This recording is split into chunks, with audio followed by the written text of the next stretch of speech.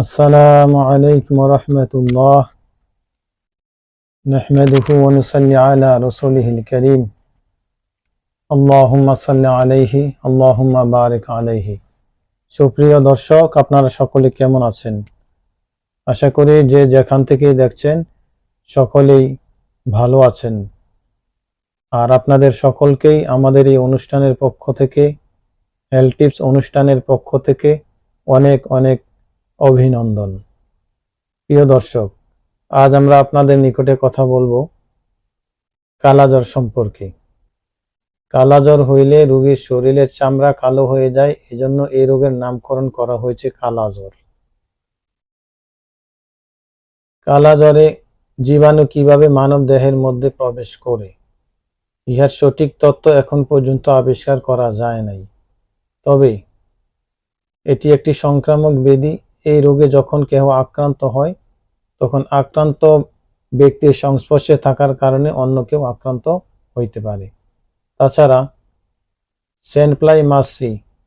সেনফ্লাই নামক এক ধরনের মাছি, এই মাছি যখন অসুস্থ ব্যক্তির শরীরে বসে এবং সেখান থেকে জীবাণু বহন করে সুস্থ ব্যক্তির শরীরের মধ্যে প্রবেশ করিয়ে দেয়।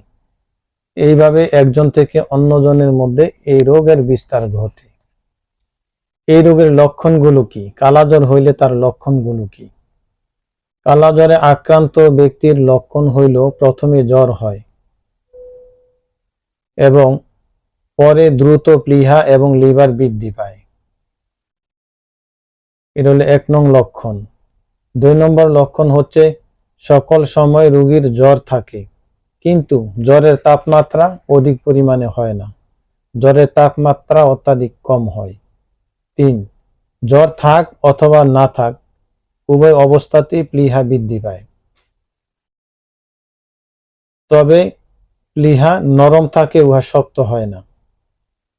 4 নং, অল্প অল্প জ্বর হয় এবং দীর্ঘদিন পর্যন্ত এই জ্বর থাকে, স্থায়ী থাকে। 5 নং, দীর্ঘদিন ভুগিয়া রোগী নিতান্তই দুর্বল হয় এবং রোগী রক্তহীন হয়। ধীরে ধীরে রোগীর নানান রকমের উপসর্গ দেখা দেয়, সর্দি, কাশি ইত্যাদি উপসর্গ দেখা দেয় এবং ধীরে ধীরে রোগীর শরীরের চামড়া কালো হইতে থাকে। ধীরে ধীরে রোগীর শরীরের চামড়া কালো হয় এবং মাথার চুল পড়িয়া যায়, এই অবস্থার সৃষ্টি হয়। 6 নং, হাত দিয়ে পেট টিপিলে প্লীহা হাতের মধ্যে ঠেকে, তবে উহা শক্ত হয় না, নরম থাকে এবং প্লীহার মধ্যে কোনো ব্যথা থাকে না। টাইফয়েডের মতো জিহ্বা লেপাবিত থাকে না, কিছুদিন তাপমাত্রা কম থাকে, তারপর আবার তাপমাত্রা বৃদ্ধি পায়, অর্থাৎ শরীরের জ্বর কিছুদিন কম থাকে, আবার জ্বর বৃদ্ধি পায়। অনেক সময় কালাজ্বরে আক্রান্ত রোগীর দাঁতের গোড়া থেকে রক্তক্ষরণ হইতে দেখা যায় এবং নাক থেকে রক্তক্ষরণ হইতে দেখা যায়। 9 নম্বরে বলা হচ্ছে কালাজ্বরে আক্রান্ত রোগীর ক্ষুধা বৃদ্ধি পায়, খাইলে রোগীর পেট খারাপ হয়, বদ হজম জাতীয় রোগ দেখা দেয়। 10 নম্বরে বলা হয়েছে যে বুক ধড়ফড় করে, শ্বাসকষ্ট হয় এবং রোগী খুব দুর্বল হয়, চামড়া খসখসে হয় এবং পরে চামড়ার মধ্যে ঘা দেখা দেয়। 12 নম্বরে বলা হয়েছে ফুসফুসের আক্রমণের বেশিরভাগ রোগী মারা যায়। তো এই রোগ প্রথমে জটিল থাকে না, কিন্তু জটিল রোগীকে বাঁচানো সম্ভব হয় না। 13 নম্বরে বলা হয়েছে সকাল বিকাল 2 বার। কালাজ্বরকে 2 ভাগে ভাগ করা হয়েছে। কালাজ্বরকে 2 ভাগে ভাগ করা হয়েছে, যেমন একিউট কালাজ্বর এবং ক্রনিক কালাজ্বর, মারাত্মক কালোজ্বর এবং পুরাতন কালোজ্বর। একিউট কালোজ্বরের মধ্যে বলা হয়েছে যে এই জ্বরে রোগীর শরীরের তাপমাত্রা 101 থেকে 3 ডিগ্রি পর্যন্ত হইতে পারে, কিন্তু জ্বর একেবারে বিরতি দেয় না। অল্প দিনের জ্বরে প্লীহা 2 থেকে 4 আঙ্গুল নিচে নামিয়া যায়। এই জ্বরে আক্রান্ত রোগীর বদ হজম হয়। অন্যান্য জ্বরের ন্যায় এই জ্বরে আক্রান্ত রোগী তত বেশি দুর্বল হয় না, তত বেশি ক্লান্ত হয় না।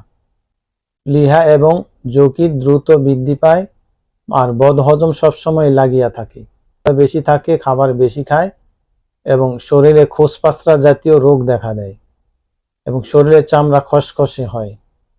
তারপরে ধীরে ধীরে শরীরের চামড়া কালো হয়ে যায় এবং মাথার চুল উঠিয়া যায় এবং রোগীকে দেখতে খুব বিশ্রী দেখা যায়। এখানে কালো জ্বর এবং ম্যালেরিয়ার মধ্যে একটু পার্থক্য করা হয়েছে।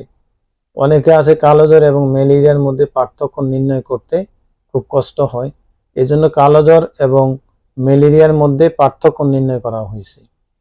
কালো জ্বরে কি হয়, দীর্ঘদিন জ্বরে ভোগার পরে রোগী ধীরে ধীরে দুর্বল হয়।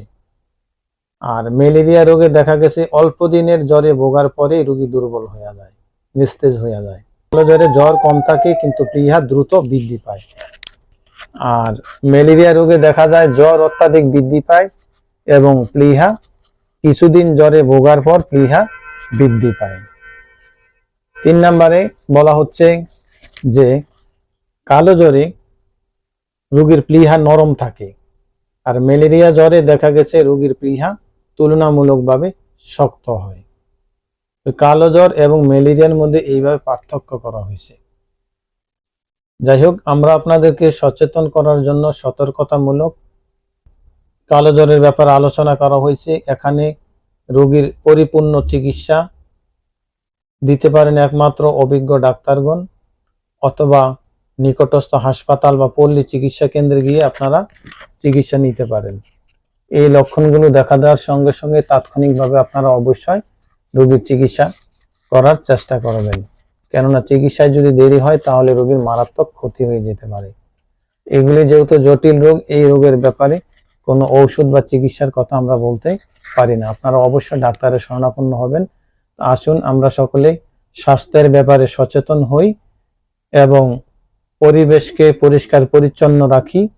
পরিষ্কার পরিচ্ছন্ন থাকার কারণে রোগ জীবাণু কম থাকে। বাবু, কালো জ্বরের ব্যাপারে আপনাদেরকে কিছু পথ্য এবং আনুষঙ্গিক ব্যবস্থার কথা বলতে পারি। কালো জ্বরের ব্যাপারে কিছু পথ্য এবং আনুষঙ্গিক ব্যবস্থা। ক্ষুধা যেহেতু এই জ্বরে বেশি হয়, বেশি লাগে, ক্ষুধা বেশি লাগে এবং রোগী যেহেতু খাবার বেশি খায়, আর বেশি খাবার খাইলে যেহেতু রোগীর পেট খারাপ হয় বা বদ হজম দেখা দিতে পারে, সেই ক্ষেত্রে রোগীকে অল্প অল্প করে খাবার খাইতে দিতে হবে। 2 নং, তরল পথ্য হিসাবে বার্লি খাইবে এবং ফলের রস খাইবে এবং সাবু খাইবে, হরলিক্স ইত্যাদি খাবার খাইতে পারবে। 3 নম্বরে বলা হয়েছে কাগজি লেবুর রস দিয়ে শরবত বানিয়ে খাইলে খুবই উপকার পাওয়া যায়। 4 নম্বরে বলা হচ্ছে সেনফ্লাই মাছিকে সমূলে বিনাশ করতে হবে। আর সেনফ্লাই মাছিকে ধ্বংস করার জন্য বাড়ির আশেপাশে গ্যামাক্সিন পাউডার ছিটিয়ে দিলে সেনফ্লাই মাছিগুলো ধ্বংস হয়ে যাবে। আর পচা, নর্দমা, নোংরা, আবর্জনা এগুলি পরিষ্কার রাখতে হবে, কারণ এগুলির মধ্যে সেনফ্লাই মাছি ডিম পাড়ে এবং সেখানে বাসা বাঁধে। সুতরাং এগুলি পরিষ্কার পরিচ্ছন্ন রাখতে হবে।